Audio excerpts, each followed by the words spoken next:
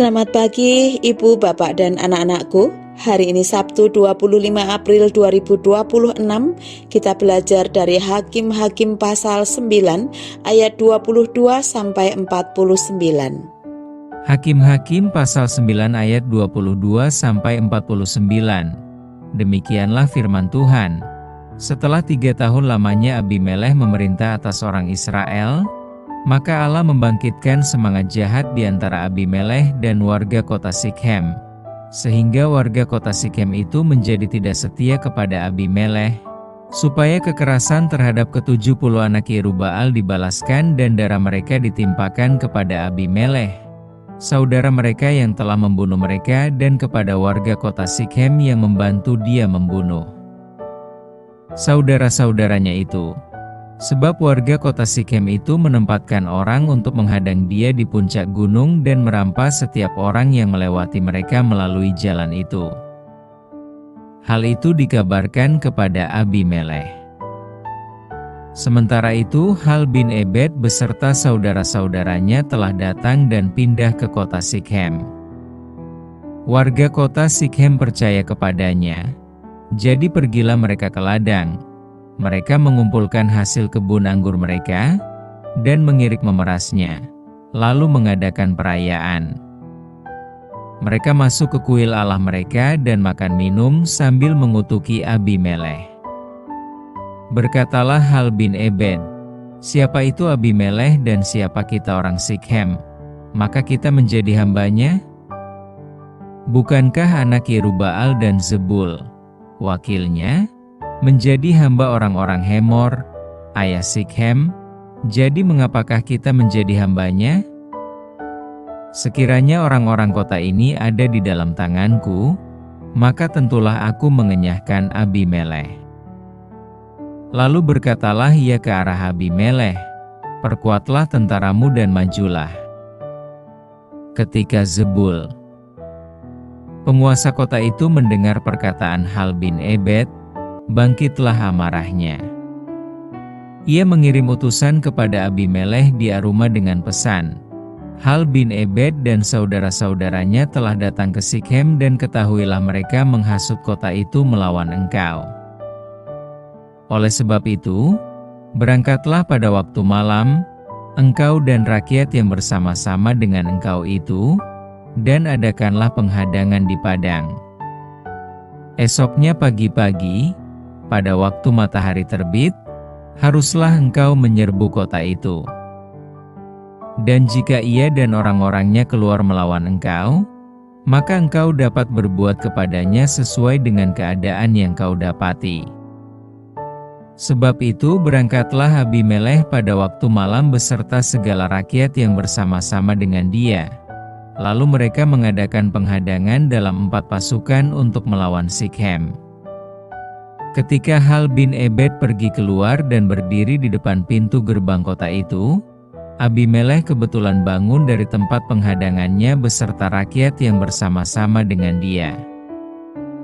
Ketika Hal melihat rakyat itu, berkatalah ia kepada Zebul, "Lihat, ada orang banyak turun dari puncak gunung." Jawab Zebul kepadanya, "Itu bayang-bayang gunung yang kau sangka manusia." Kata Hal sekali lagi, "Lihat, ada orang banyak turun dari gunung pusat tanah dan satu kelompok datang dari jalan pohon Tarbantin Peramal." Jawab Zebul kepadanya, "Di manakah mulutmu itu yang mengatakan, 'Siapa itu Abimelekh, maka kita menjadi hambanya'? Bukankah ini orang-orang yang telah kau hina itu? Majulah sekarang untuk memerangi mereka."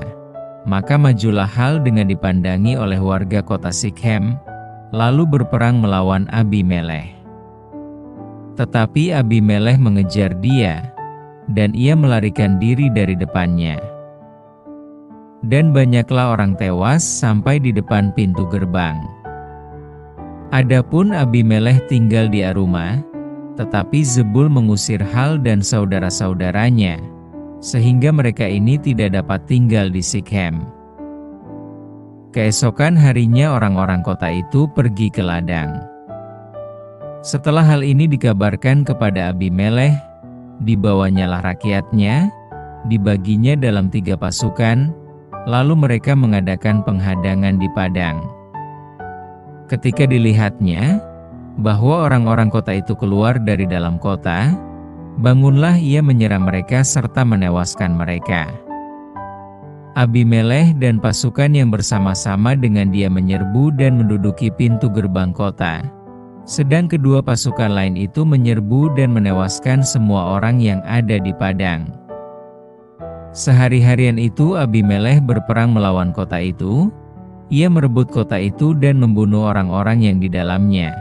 Kemudian dirobohkannya kota itu dan ditaburinya dengan garam. Mendengar itu masuklah seluruh warga kota Menara Sikhem ke dalam liang di bawah kuil El-Berit. Dikabarkanlah kepada Abimelekh bahwa seluruh warga kota Menara Sikhem telah berhimpun di sana. Lalu Abimelekh dan seluruh rakyat yang bersama-sama dengan dia naik ke Gunung Zalmon. Abimelekh mengambil kapak, lalu memotong dahan-dahan kayu, mengangkatnya dan meletakkannya ke atas bahunya sambil berkata kepada rakyatnya yang bersama-sama dengan dia, "Turutilah dengan segera perbuatanku yang kamu lihat ini." Kemudian rakyat itu juga masing-masing memotong dahan-dahan, lalu mengikuti Abimelekh, meletakkan dahan-dahan itu di atas liang dan membakar liang itu di atas kepala orang-orang itu. Demikianlah semua penduduk kota Menara Sikhem juga mati, kira-kira 1.000 orang laki-laki dan perempuan. Tema kita, dosa adalah penyebab kehancuran. Dosa adalah penyebab kehancuran, baik dalam skala individual maupun skala kolektif. Hal itu karena dosa merupakan pelanggaran terhadap hukum yang konsekuensinya adalah rusaknya hubungan dengan Tuhan dan sesama, bahkan munculnya penderitaan fisik maupun spiritual. Sama halnya dengan dosa Abimelekh yang melenceng jauh dari Tuhan, dalam masa pemerintahannya, ia menghancurkan hubungan dengan saudara-saudaranya, bangsa Israel yang dipimpinnya, dan bahkan Tuhan sendiri. Maka Tuhan tidak tinggal diam. Ia membangkitkan permusuhan antara Abimelekh dengan warga kota Sikem. Tantangan Gaal yang memprovokasi warga kota Sikem ditambah dengan pengaduan Zebul yang memprovokasi Abimelekh membuat raja ini mengadang, menyerbu, memerangi, dan merebut kota Sikem serta menewaskan dan membunuh warganya. Abimelekh mungkin berhasil untuk sementara waktu, tetapi Tuhan tetap menghukum kejahatannya. Perilaku jahat dan ambisi yang tidak terkendali selalu mendatangkan akibat yang merusak hubungan kita dengan Tuhan dan sesama. Oleh karena itu, ambillah pelajaran dari kekejian Abimelekh. Kita diingatkan untuk hidup dalam kebenaran, keadilan, dan takut akan Tuhan. Ingatlah, dosa tidak akan pernah membawa damai, melainkan dampak negatif, yaitu kegelisahan, stres, kehancuran iman, dan bahkan kematian rohani. Agar kita terhindar dari dampak dosa yang menghancurkan, kita harus bertobat dan kembali kepada Tuhan. Dengan pertobatan itulah kita menerima pengampunan dari Allah. Hubungan kita dengan Tuhan dipulihkan dan kita menikmati hidup di jalan yang benar. Satu pelajaran penting yang perlu kita ingat adalah Tuhan tidak akan pernah membiarkan kejahatan dan ketidakadilan terus berkuasa. Hiduplah sesuai kehendak Tuhan dengan cara menunjukkan sikap mengasihi sesama, menghindari dari perbuatan jahat, tidak merancang niat jahat, dan bersikap adil kepada sesama. Mari kita berdoa. Bapa di surga, terima kasih. Kami sudah bangun kembali dan kami siap beraktivitas. Terima kasih kami sudah belajar dari firman Tuhan pagi ini. Dan melalui kisah yang kami renungkan pagi ini, kami melihat bagaimana dosa membawa perpecahan, membawa kecurigaan dan kehancuran.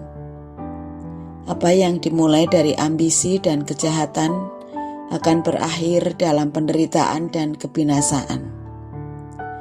Kami menyadari bahwa dosa bukanlah hal kecil. Dosa merusak hubungan, menghancurkan kepercayaan, dan menjauhkan kami dari Tuhan. Ampuni kami ya Tuhan, bukalah mata hati kami untuk melihat akibat dari dosa dalam hidup kami. Jangan biarkan kami terus hidup dalam kesalahan yang akan menghancurkan diri kami sendiri. Tolong kami untuk berani mengakui dosa kami, berbalik dari jalan yang jahat dan kembali kepadamu dengan sungguh-sungguh. Bersihkan hati kami Tuhan dan perbaharui pikiran kami. Tuntun langkah kami agar hidup dalam kebenaran-Mu. Tolong kami untuk belajar bahwa hanya di dalam Engkau ada kehidupan, dan hanya dengan menjauhi dosa kami dapat mengalami damai sejahtera yang sejati. Kami serahkan hidup kami mohon ampun atas dosa-dosa kami. Di dalam nama Tuhan Yesus Kristus kami berdoa. Amin.